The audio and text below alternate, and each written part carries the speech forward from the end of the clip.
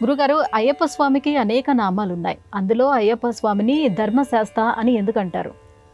లోకవీరం మహాపూజ్యం సర్వరక్షక సాధకం పార్వతీ హృదయానందం శాస్తారం ప్రణమామ్యహం అంటారు ఆదిశంకరుడు.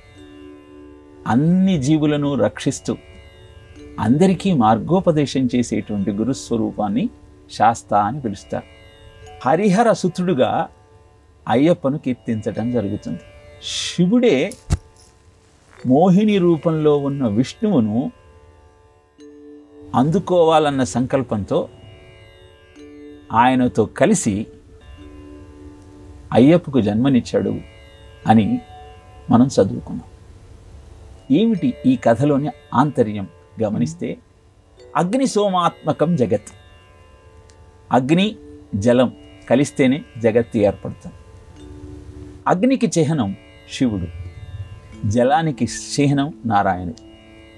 నారములలో నివాసం ఉంటాడు కనుక నారాయణుడు.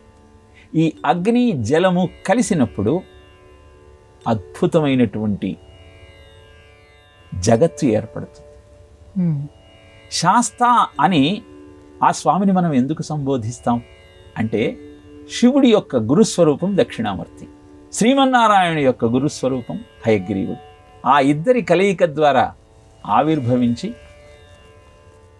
ధర్మాన్ని యోగాన్ని తెలియజేసినటువంటి స్వామి అయ్యప్ప స్వామి.